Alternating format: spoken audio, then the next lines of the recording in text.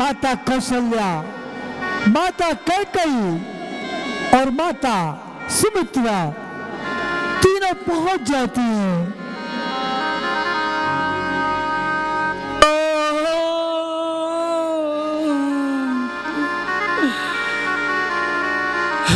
सूर्यवंश के गुरु सूर्य, तुम आज उदित न होना। इस महल की अवस्था देखकर तुम्हें बहुत दुख होगा। हे आकाश में चमकने वाले तारों, तुम भी अपनी आंखें बंद कर लेना। तुम्हें इस दशरथ की अवस्था को देखकर बहुत दुख होगा। पवन के सामने का एक बुझता सा दिया हूं मैं। प्रलय की आग में अब आप ही बुझने जला हूं मैं। मेरी विनती है, मेरी विनती है, तुम मत देखना दशरथ अवस्था को। निकल आएंगे आंसू देखकर लुटती अयोध्या को। कौशल्य, अब मेरा अंतिम समय निकट आ गया है। प्यारे राम का वियोग मुझे शोक के आंसू रुला रहा है। मैं तुमसे केवल इतना कहना चाहता हूं कि मैंने तुम्हारे साथ जो अन्याय किया है उसे क्षमा कर देना कौशल्य, उसे क्षमा कर देना। तुम्हारे मन में मैंने ही कपट का तीर भोंका है। तुम्हारे लाल को प्यारी मैंने ही वनों को भेजा है। ये क्या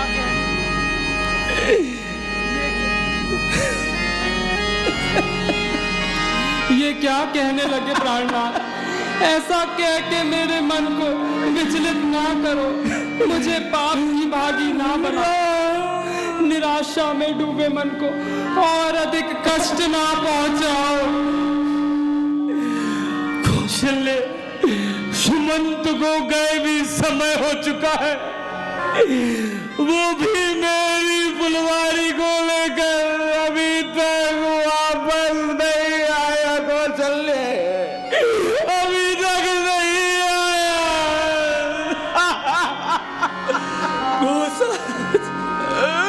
चोरों की तरह घुस आया सुमंत। भागे सुमंत, अब मैं कैसे उत्तर दूंगा? सुमंत जी पहुंचते हैं कुछ में सुमंत को दंडवत प्रणाम करते हैं महाराज चक्रवर्ती सम्राट दशरथ जी को। हृदय से लगा लेते हैं, देखते हैं महाराज चक्रवर्ती सम्राट दशरथ जी।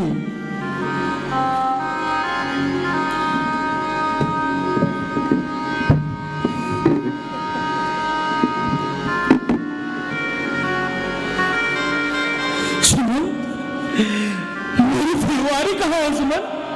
मेरी फुलवारी को साथ नहीं लाए सुमन।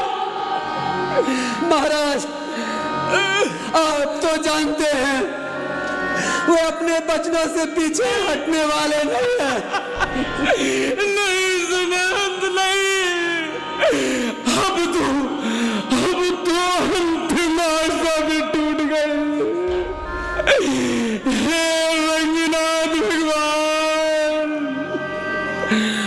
अब तो आप ही मेरे सहायक हैं। आप ही मेरे सहायक हैं। आप ही मेरे सहायक हैं सुमन।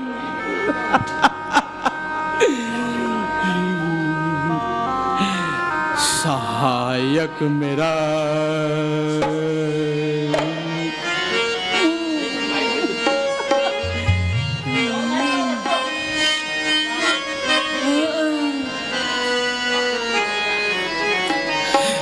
सहायक मेरा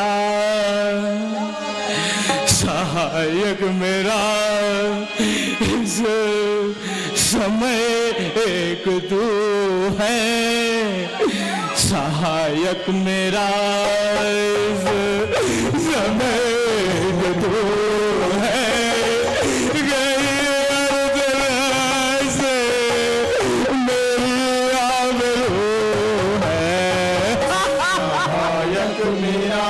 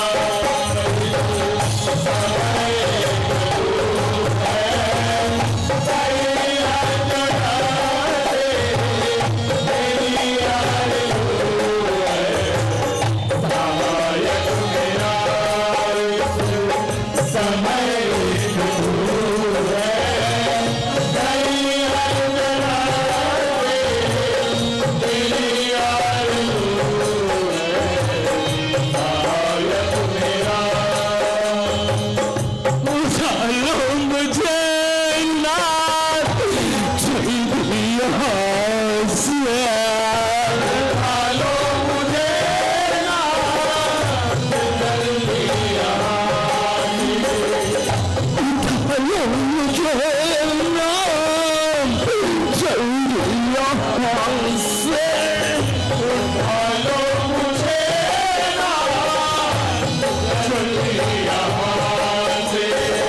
यही मेरी बेनती, यही मेरी बेनती शाम शहर है। मेरी अंधेरी कोठरी के दीपक, मेरा दिल के आराम, राम बेटा लक्ष्मण, जनक दुलारी सीते, आ जाओ बेटा, यह दशरथ अंतिम समय में है बेटा, आ जाओ बेटा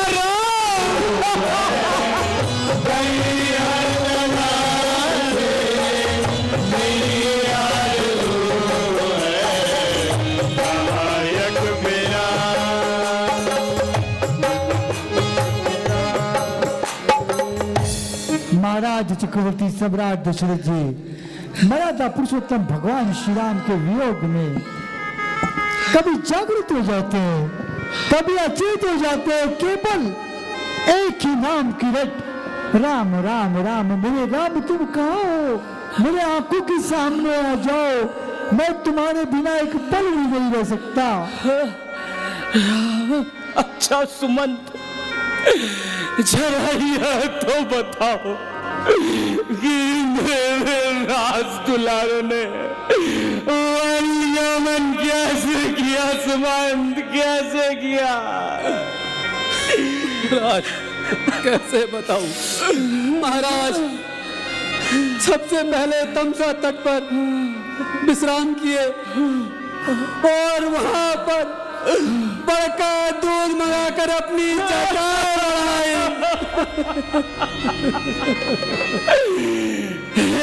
रघुनाथ भगवान, और मुझे मूर्छित अवस्था में छोड़कर चले गए। अच्छा प्यारे, यह तो बताओ कि मेरे राम का क्या हाल था? सुमन, राम अपने वचनों के प्रति कर्तव्यनिष्ठ थे, भला वो वापस कैसे आते? अच्छा सुमन, मेरा लक्ष्मण का क्या हाल था?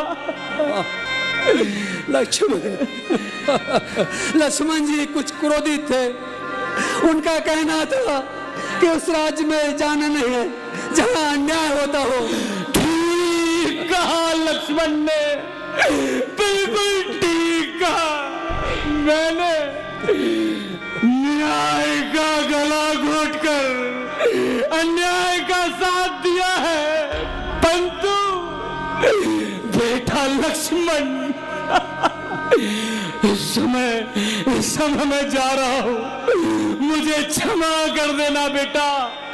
सुनो अंतिम अरदास मेरी लखन बेटा, करो मेरे बापू को अपने मन में लखन बेटा। अच्छा सुमन, मेरी जनक दुलारी सीता का क्या हाल था? जानकी अपने पतिव्रत धर्म में अत्यंत खुश थी। सब अपने कर्तव्यों का पालन कर रहे हैं और यह न्यायी दशरथ इस कोई पापिन की बातों में आकर अपने कुल का नाश कर डाला। मेरे राज दुलारे मुझे छोड़कर चले गए। राम,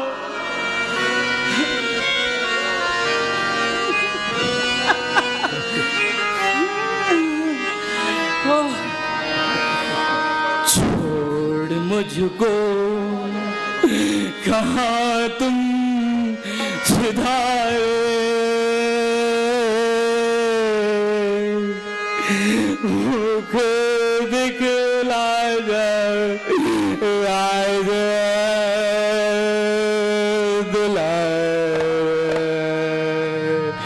छोड़ मुझको कहाँ तुम सिधारे, मुख दिखला जा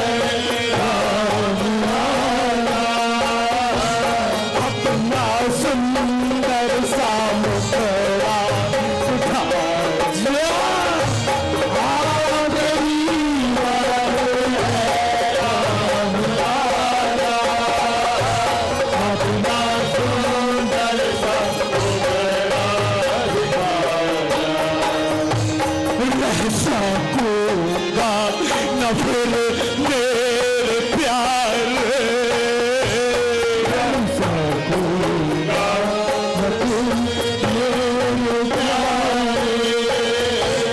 मुख दिखला जा राज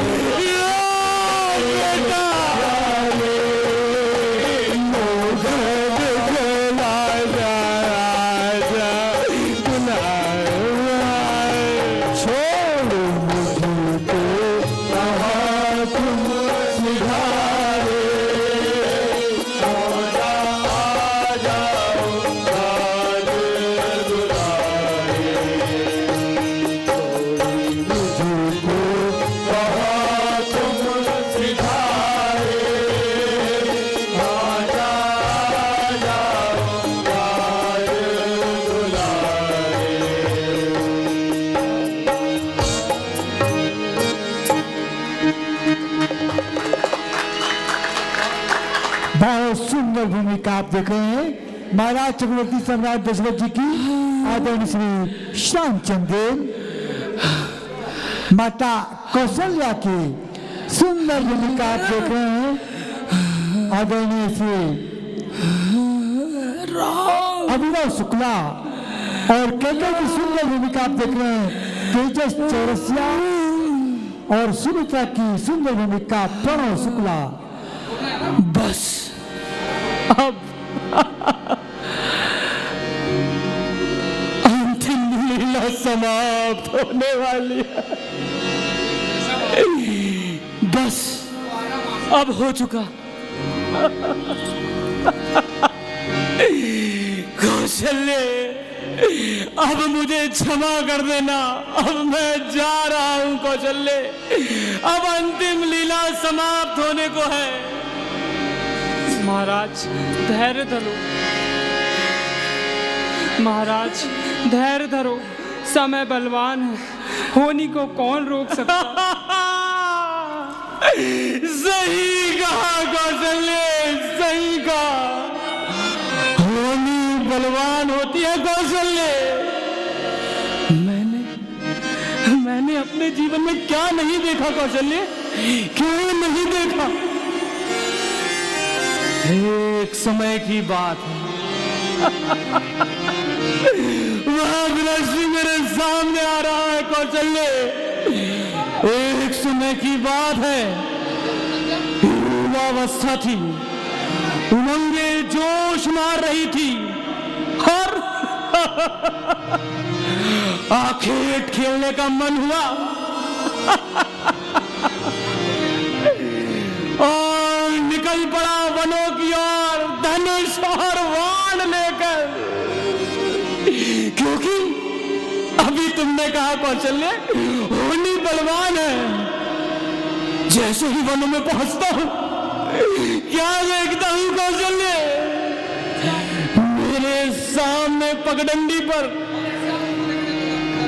मुझे ऐसा प्रतीत हुआ कि कोई मृग मेरे सामने से भाग रहा है।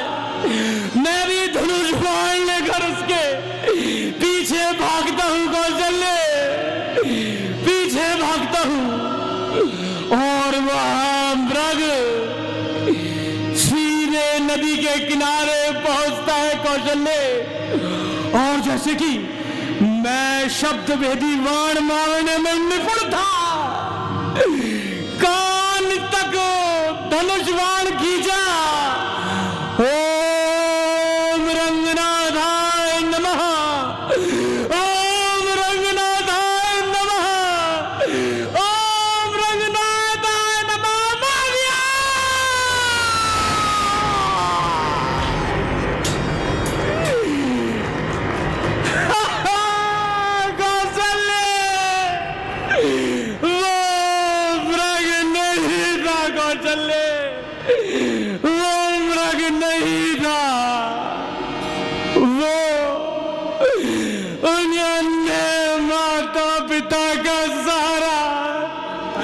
शांतु का पुत्र श्रवण कुमार था कौशल्य, श्रवण कुमार था। मैं उसके पास पहुंचता हूं और उसने कहा है कि युवराज मेरी अंतिम इच्छा यही है कि मेरे अंधे माता पिता नदी के किनारे में प्यासे बैठे हैं युवराज।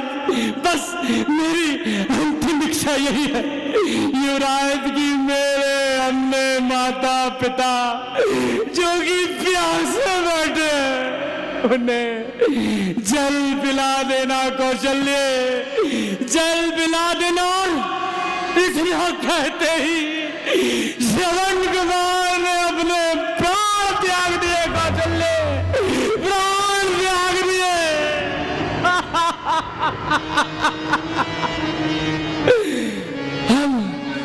अब मेरी बारी थी कौशल्य।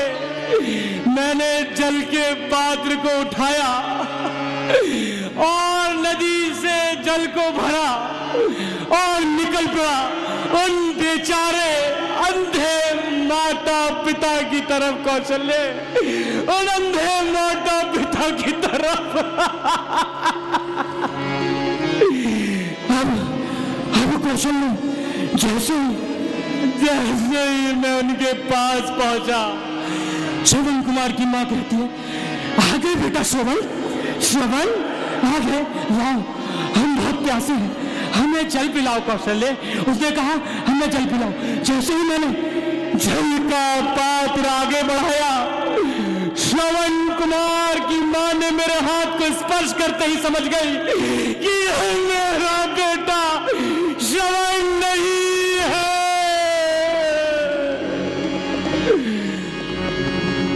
कौशल्य मैंने सारा वृत्तांत बताया कि श्रवण कुमार अब इस दुनिया में नहीं है, वहां मेरे तीर का निशाना बन चुका है। कौशल्य निशाना बन चुका है। कौशल्य इतना सुनते ही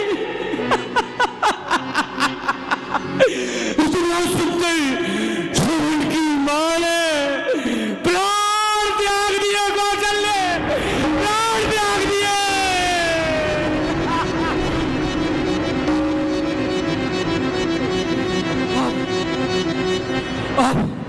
अब बारी थी शांतु की। कौशल्य जैसे ही मैं शांतु के पास पहुंचता हूं, शांतु ने कहा, युवराज, जिस प्रकार हम आज पुत्र वियोग में तड़प कर जान दे रहे हैं, युवराज दशरथ, एक दिन तुम भी अपने पुत्र के वियोग में तड़प कर जान दोगे, तड़प कर जान दोगे, तड़प कर जान दोगे। और इतना कहते शांतु ने भी अपने प्राण त्याग दिए। कौशल्य अपने प्राण त्याग दिए। वो देखो कौशल्य, वो देखो वो आ गए। ठहरो मैं आ रहा हूँ। वो देखो कौशल्य, शांतु और उनकी पत्नी श्रवण कुमार के माता पिता मेरी राह देख रहे हैं। ठहरो मैं आ रहा हूँ।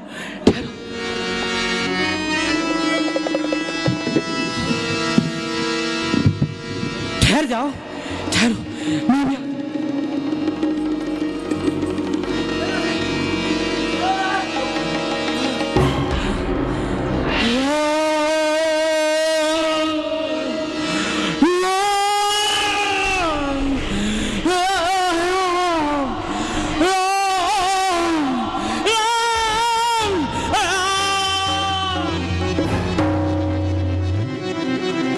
राम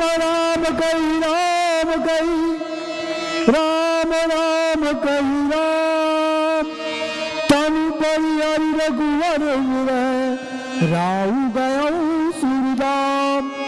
इस प्रकार महाराज चक्रवर्ती सम्राट दशरथ जी ने राम राम कहकर फिर राम राम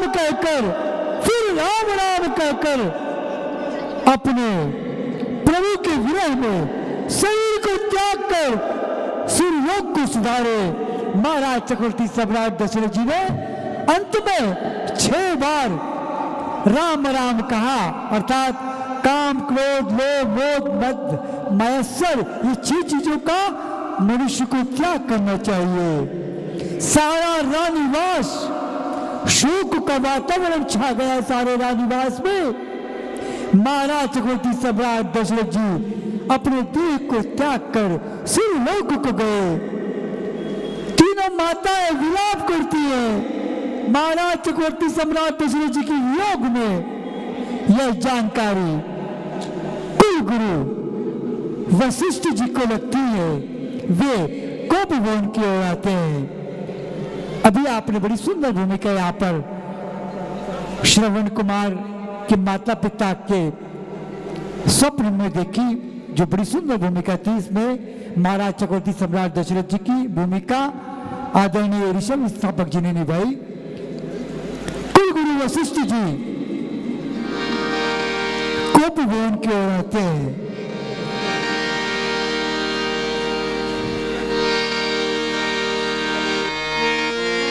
सारी अवधपुरी में शोक का वातावरण छा गया।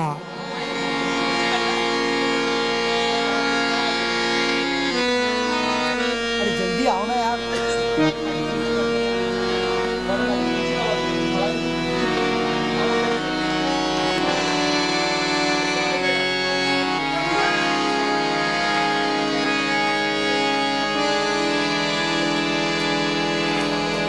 कुलगुरु वशिष्ठ जी कोप भवन में पहुंचे।